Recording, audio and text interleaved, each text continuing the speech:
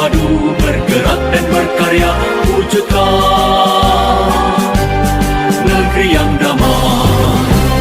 Kementerian Agama Republik Indonesia ikhlas beramal jadi semboyan, layani umat, membangun bangsa. Ikhlas beramal jadi semboyan,